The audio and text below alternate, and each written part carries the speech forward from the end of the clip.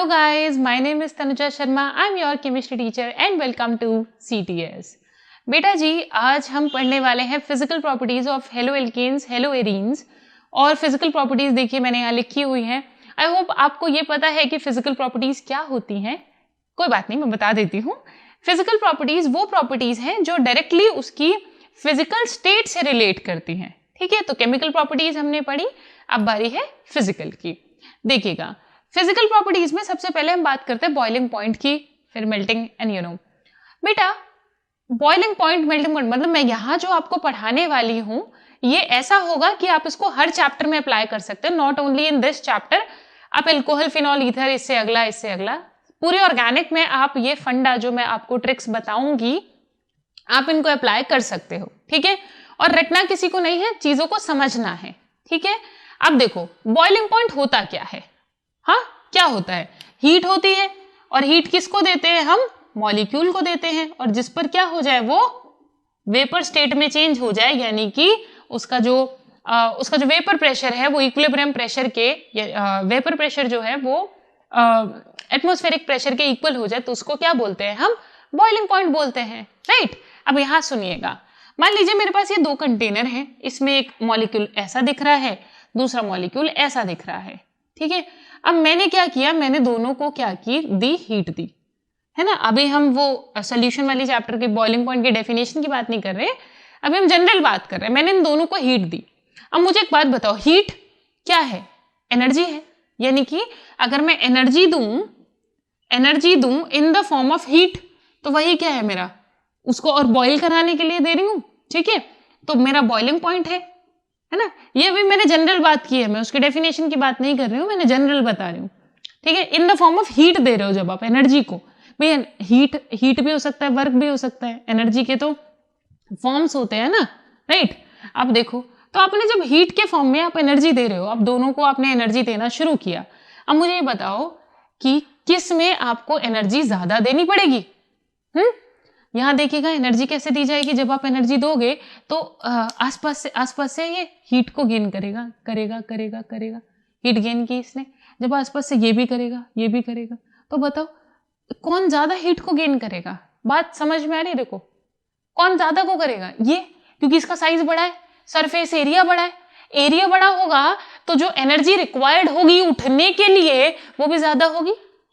बात समझ रहे हो? और छोटा सा है, जैसे ऐसे समझो कि छोटा बच्चा होता है, तो बच्चे को हाथ में ले लेते हो, बड़े आसानी से ले लेते हो, है ना। और वेराज कोई बड़ा हुआ, कोई बहुत बड़ा इंसान तुम्हारे आगे खड़ा, तो उसको नहीं उठा पाओगे आसानी से, है ना। समझ रहे हो? ऐसे ही suppose if I talk about a pebble, है ना, एक छोटा सा पेबल है और कंकड़ पत्थर आपने उठाया, उसको ऐसे दे मारा ना, कोई बड़ा रखा हुआ तो एनर्जी लगानी पड़ेगी। तो समझ लो एरिया ज्यादा है, सरफेस एरिया भी ज्यादा है। ठीक है, इससे तो क्या हो गया, boiling point directly proportional to क्या हो गया, हमेशा के लिए सरफेस एरिया हो गया। यानी जिसका भी सरफेस एरिया ज्यादा होगा उसका बॉइलिंग पॉइंट भी ज्यादा होगा। अच्छा, अब एक और चीज मैं समझाती हूँ आपको। जो बॉइलिंग पॉइंट होते हैं, जैसे अभी मैंने बात की कि एक बच्चे को आप आराम से उठा सकते हो, ओके, और कोई बड़ा है तुम्हारे आगे और उसका वेट 115 किलो है, तो फिर नहीं उठा पाओगे। समझ रहे हो? नहीं उठा पाओगे ना आसानी से। तो बेटा जी बॉइलिंग पॉइंट या वो भी, और तुम्हें एक बात बताओ, उठाने में भी तो एनर्जी लगती है ना। जब तुम उठाते हो तो उसको भी तो एनर्जी, अपनी तुम्हारी कैलोरीज ही तो बर्न होंगी। राइट, तो एनर्जी क्या हो गया, जो भी आप काम करोगे वो एनर्जी से ही करोगे। यहाँ पर भी एनर्जी की बात हो रही है, बस इन द फॉर्म ऑफ हीट हो रही है। तो अब यहाँ समझिएगा, मैं ये कह सकती हूँ कि boiling point directly proportional to molecular mass. और जैसे हम जनरली जिम में जाते हैं तो जिम में कहते हैं जितना ज्यादा हाई वेट आप उठाओगे तो आपकी कैलोरी ज्यादा बर्न करेंगी, है ना, क्योंकि एनर्जी ज्यादा खर्च होगी। तो ऐसी क्या है, जो भारी ज्यादा है उसको एनर्जी ज्यादा देनी पड़ेगी, एनर्जी क्या, हीट ज्यादा देनी पड़ेगी ऊपर उड़ाने के लिए। तो आई कैन से कि boiling point directly proportional to molecular mass. ठीक है, आई होप क्लियर हो गया, मॉलिक्यूलर मास। ठीक है, डन। अब देखो यहां से ये भी बात समझ में आ रही है कि मॉलिक्यूलर मास ज्यादा है, हैवी है, तो साइज भी कहीं ना कहीं ज्यादा होगा। अब देख लो साइज, देखो सरफेस एरिया साइज को ही बता रहा है कि साइज भी ज्यादा हुआ तो भी बॉइलिंग पॉइंट ज्यादा, हैवी भी हुआ तो भी बॉइलिंग पॉइंट ज्यादा। ठीक है, अब इन दोनों बेसिस से अगर मैं आपसे पूछूं, क्या मैंने आपको सवाल दिया कि मुझे ये बताइए क्लोराइड, ब्रोमाइड और आयोडाइड, इन सब में से किसका बॉइलिंग पॉइंट ज्यादा होगा, तो बता सकते हो क्लोरीन का बॉइलिंग पॉइंट, ब्रोमीन का और या आयोडाइड का। ठीक है, तो देखो बेटा जी 35.5 मास होता है इसका, इसका 80 होता है। मोलर मास बढ़ता जा रहा है, जब आप ऊपर से नीचे जाते हो तो क्या होता है, मास बढ़ता जाता है, हैवी होता जाता है, तो क्या होगा, बॉइलिंग पॉइंट भी क्या होगा बेटा, बढ़ता जाएगा। भाई हैवी हो गया, ये इतना था, ये इतना हुआ, ये बहुत बड़ा हुआ, बोर्ड से ही बाहर निकल रहा है, तो एनर्जी क्या होगी, ज्यादा देनी पड़ेगी। ठीक है, बात समझ में आ रही है, क्लियर, चलिए बहुत अच्छी बात। अच्छा, अब यहां पर एक और चीज बेटा जी, अगर मैं आपसे पूछूं इसी से कि CH3Cl है दूसरा सवाल, और दूसरा है CH4 है, बताइए किसका मास ज्यादा है, पहले मास ही बता दीजिए CH3Cl का, क्योंकि यहाँ पे एक कार्बन है, 4 हाइड्रोजन है, यहाँ एक कार्बन है। कैलकुलेट मत करना, कैलकुलेट नहीं करना है, यहां से देख लो, एक हाइड्रोजन की जगह एक Cl लगा हुआ है और एक Cl का वेट कितना, 35.5, बहुत ज्यादा है, तो यानी कि इसका जो बॉइलिंग पॉइंट हुआ वो क्या हो गया, कंपैरेटिवली ज्यादा हो गया। ठीक है, अच्छा, if I talk about C2H5Cl, C2H6, बताइए किसका ज्यादा होगा। बढ़िया बात, इसी का होगा, अभी सिखाया है। यानी कि यहां से मैं ये कंक्लूड कर सकती हूं कि मेरा जो एल्काइल हैलाइड है, अगर उसमें और हाइड्रोकार्बन में कार्बन नंबर सेम हो तो एल्काइल हैलाइड का बॉइलिंग पॉइंट हमेशा ज्यादा होगा हाइड्रोकार्बन से, right. If carbon same, right, बात समझ आ गई अच्छे से, डन, क्लियर। चलिए, ये मैंने आपको, ये 2 से मैंने अभी आपको समझा दिया, और बात कर लेते हैं बेटा जी। अगर मैं बात करूं यहां पर ना, आप RCl, RBr, RI करके लिख लो, ओके। अच्छा बेटा जी, एक जो बहुत ज्यादा जिसकी आपको जरूरत पड़ेगी, इसको लिखते रहना बच्चा, ये बहुत जगह आपको काम में आ जाएंगे ये फंडे। देखो, एक और चीज समझाती हूं, अगर सरफेस एरिया किसी चीज का ज्यादा होता है, ठीक है, तो उसके आसपास से अट्रैक्शन फोर्सेस भी ज्यादा होते हैं, आसपास से बॉन्डिंग बढ़िया होती है। ठीक है, फैला ज्यादा में होता है तो आसपास से बॉन्डिंग भी बढ़िया करता है। ठीक है, अब ये बॉन्डिंग क्या है, ये बॉन्डिंग है बेटा जी, अब देखो ये वो वाली बॉन्डिंग नहीं है, कोवेलेंट आयनिक वाली बॉन्डिंग नहीं है, ये है, हाँ, जैसे तुम्हारी बॉन्डिंग होती है तुम्हारे पड़ोसियों से, ठीक है, ऐसी है सेकेंडरी टाइप ऑफ फोर्स। ठीक है, जिसको बोलते हैं इंटरमॉलिक्यूलर फोर्सेस, कि suppose you are a molecule and you bond with और you talk to your neighbours. ठीक है, तो वो क्या हो गया, वो सिंपल इंटरेक्शन है, ऐसा नहीं है कि बस नेबर है तो कल को तुम अपनी जमीन सब उनको दे दोगे या घर का सारा सामान उनको दे दोगे, ऐसा नहीं है ना। ठीक है, तो आयनिक कोवेलेंट वाली बात नहीं कर रही हूं मैं, आयनिक जिसने केमिकल बॉन्डिंग मुझसे पढ़ा है उसको समझ में आ रहा होगा मैं क्या कह रही हूँ, अदरवाइज मुझे पूरा एक्सप्लेन करना पड़ेगा। फिर सुनिए, आयनिक कोवेलेंट कोऑर्डिनेट में तो अच्छे से बॉन्डिंग होती है, whereas van der Waals interaction जो होता है उसमें ऐसे होते हैं, ऐसे जैसे पड़ोसियों से बॉन्डिंग है ना, या बाहर कोई मिल गया अजनबी, तुमने रास्ता बता दिया, बस इतनी है ना, बातचीत कर ली थोड़ी देर, इसको बोलते हैं वॉन्डर वॉल इंटरेक्शन, बस बातचीत कर लेना थोड़ी देर के लिए, ऐसा नहीं कि अपने इलेक्ट्रॉन उठा के दे रहे, नहीं तुम मिले हो, रुको हम तुम्हें पैसे देते हैं, जाओ घर आराम से, ऐसा नहीं है ना। कोई मिला तुम्हें रास्ता बता रहे, तुमने रास्ता बताया, खत्म बात, है ना, इतना ही इंटरेक्शन होता है जिसको हम बोलते हैं वॉन्डर वॉल इंटरेक्शन। तो ध्यान रखिएगा, boiling point directly proportional to van der Waals interaction, van der Waals interaction. अब बहुत आसान है ये भी, अब ये सोचिएगा कि जिसका वॉन्डर वॉल इंटरेक्शन ज्यादा होगा उसका बॉइलिंग पॉइंट भी ज्यादा होगा। और यहां पर एक और चीज, boiling point directly proportional to hydrogen bonding, जिसकी हाइड्रोजन बॉन्डिंग जिसमें ज्यादा उसका बॉइलिंग पॉइंट भी बेटा जी ज्यादा होता है।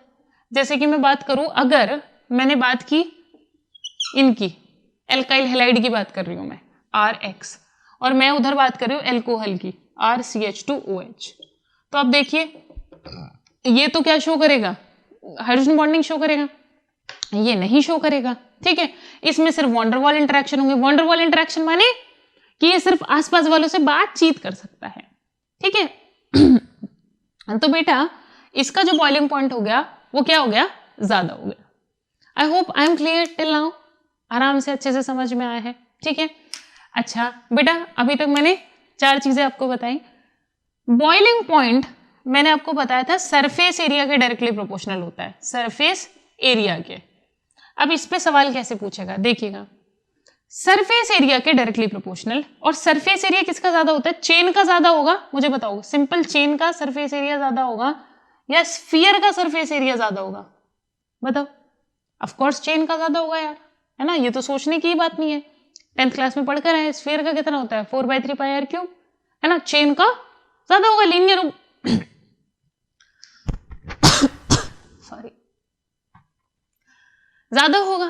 ठीक है, तो देखिएगा boiling point directly proportional to what, surface area. अब मैं अगर यहीं से पूछूं आपसे, मान लीजिए मैंने लिख दिया CH3 CH2 CH2 Br, इसका ज्यादा होगा या फिर CH3 CH और यहां हो गया CH3, 3 कार्बन है ना, 3 हो गए।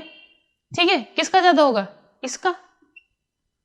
बात समझ आ रही है बेटा जी, है ना, क्लियर, इसका ज्यादा होगा क्योंकि ये क्या है, चेन है, और चेन का सरफेस एरिया क्या होता है बेटा जी, ज्यादा होता है। ठीक है, इसलिए बॉइलिंग पॉइंट भी क्या होगा, ज्यादा होगा। अच्छा सपोज इसकी बात करें अगर हम, मान लीजिए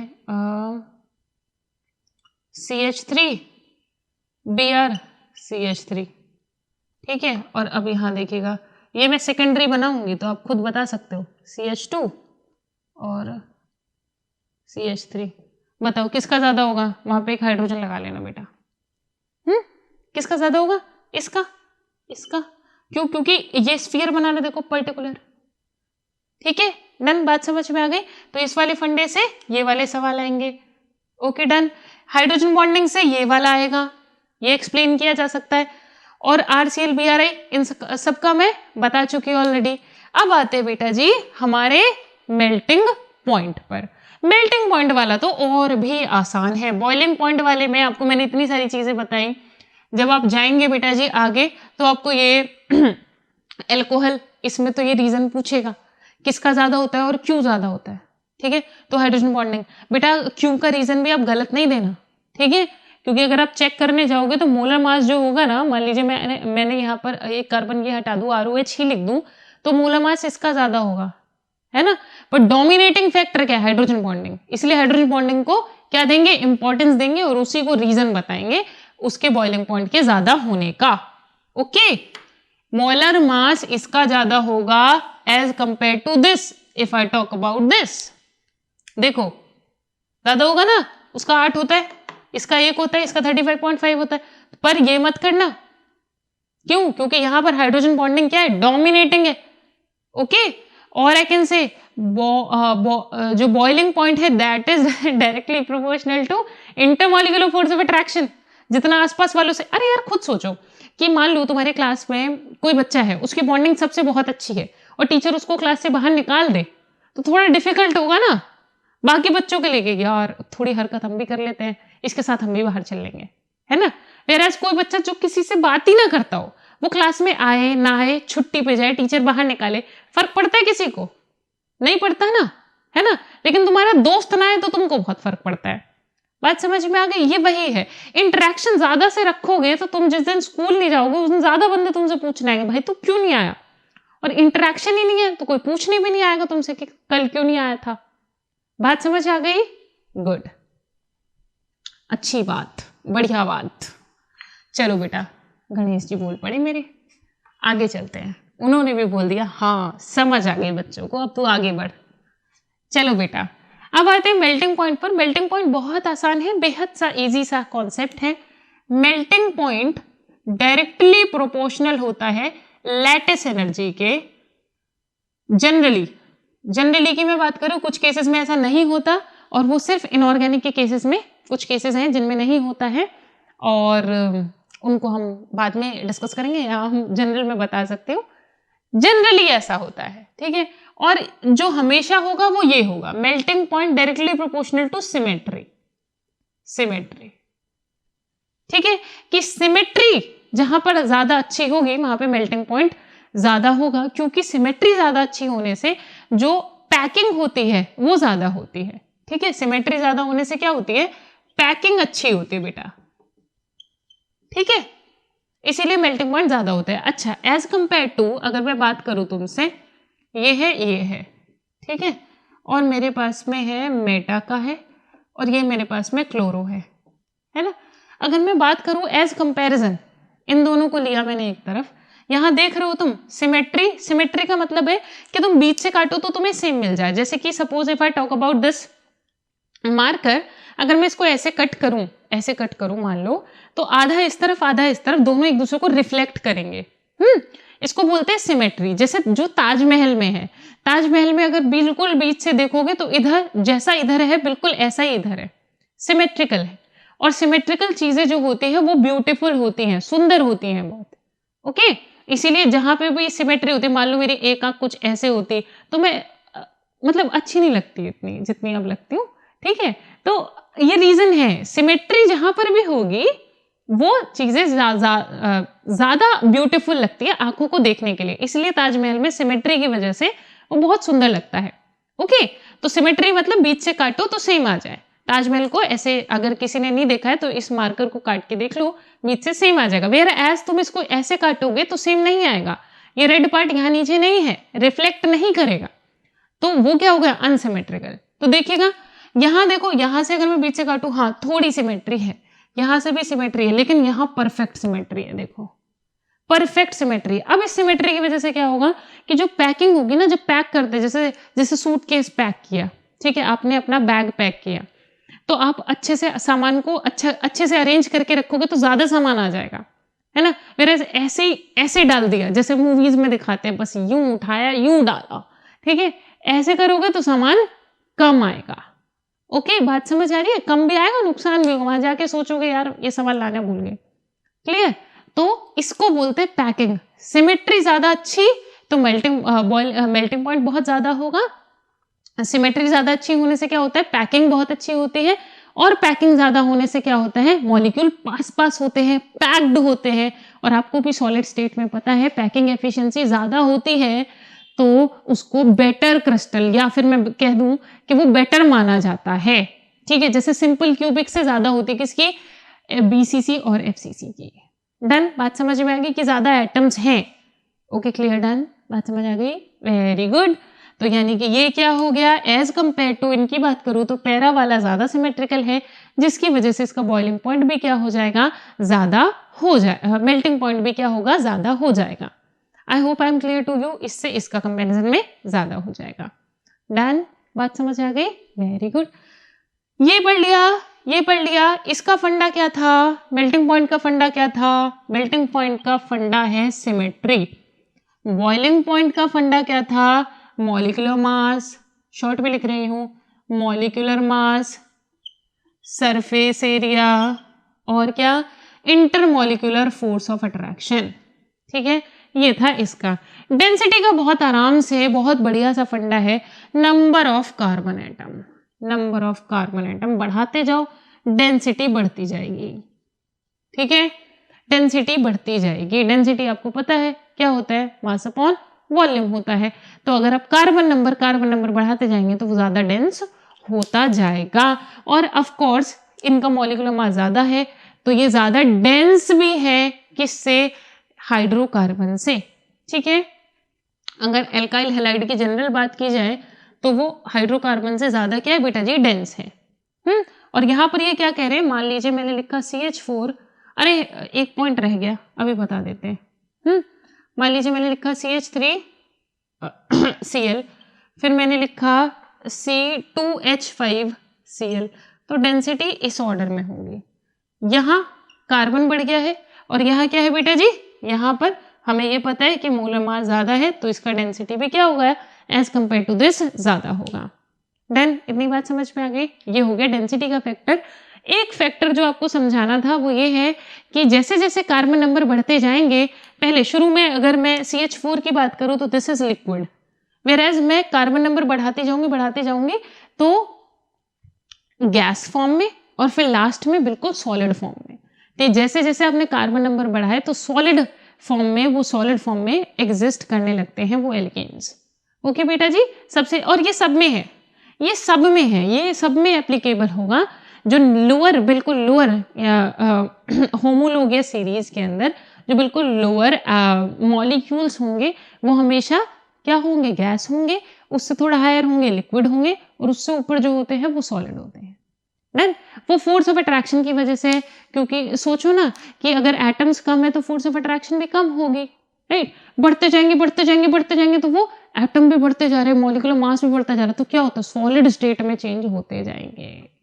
बात समझ आ रही है? डन, ठीक है। चलो अब आते हैं लास्ट हमारा solubility, and it is really very very very important. Solubility ये बहुत बहुत इंपॉर्टेंट है बेटा।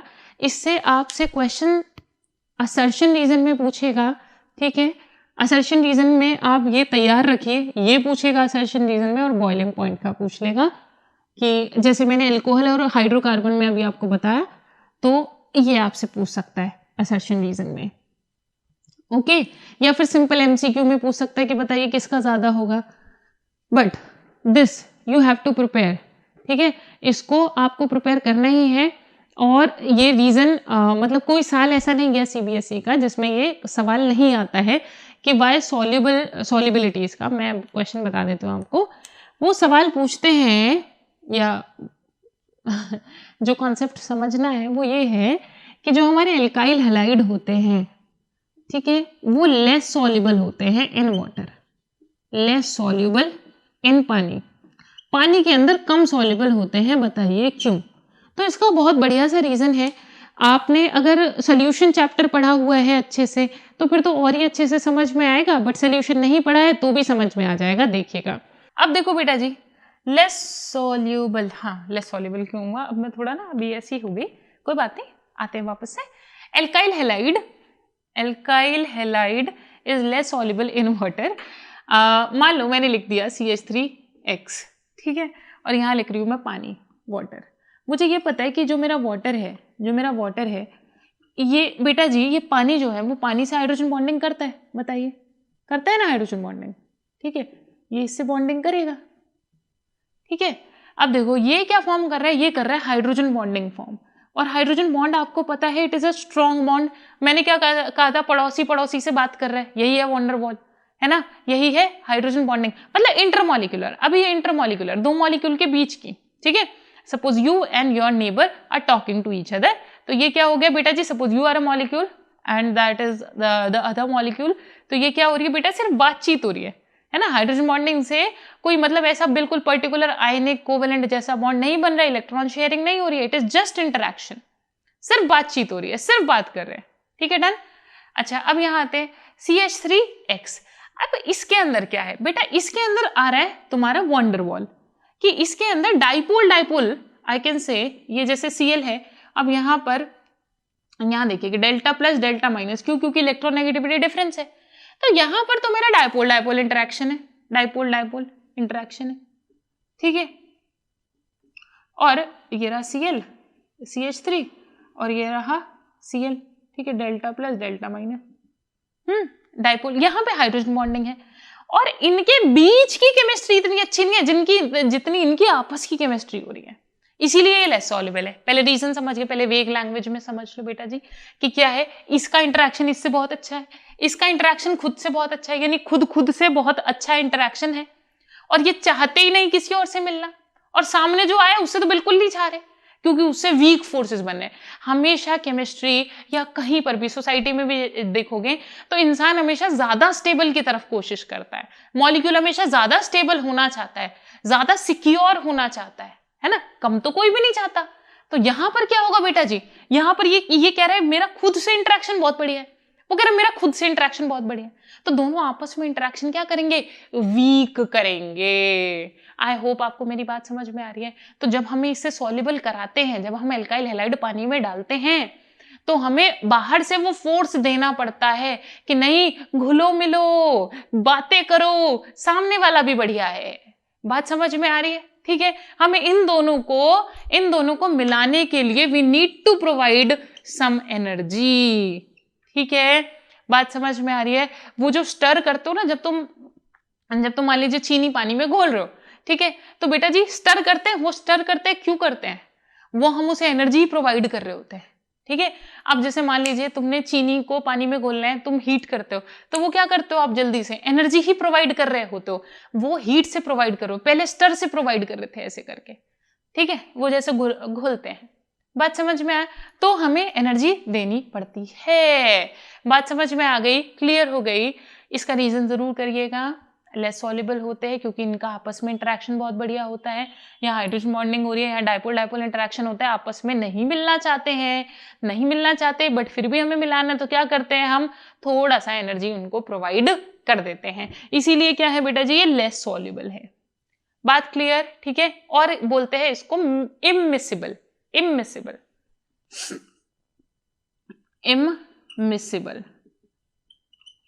ठीक है, इमिसिबल मतलब पूरी तरह से मिसिबल नहीं है, घुलता नहीं। मिसिबल मतलब मिक्स हो जाना, इमिसिबल मतलब पूरी तरह से मिक्स नहीं होता। ओके, डन, बात समझ आ गई? आई होप आपको फिजिकल प्रॉपर्टी सारी अच्छे से समझ में आई होंगी। बॉइलिंग पॉइंट के लिए ये फंडा, मेल्टिंग के लिए ये डेंसिटी, सॉल्युबिलिटी, और बेटा अब आपको हर जगह लगानी है। जब आप एल्कोहल चैप्टर पढ़ोगे वहां पर भी सेम चीज लगाइएगा, aldehyde ketone, everywhere this would be the same. Okay, अब आप लोगों को क्या करना है, क्वेश्चन प्रैक्टिस करिए। कोई डाउट आता है तो आप कमेंट सेक्शन में बता सकते हैं और हम जल्दी से जल्दी उनका रिप्लाई भी करेंगे, और अगर आपकी कोई डिमांड है तो भी हमें बता सकते हैं। And I will meet you in the next video. तब तक के लिए पढ़ते रहिए, आगे बढ़ते रहिए और बहुत बहुत बहुत सारा खुश रहिए। बाय।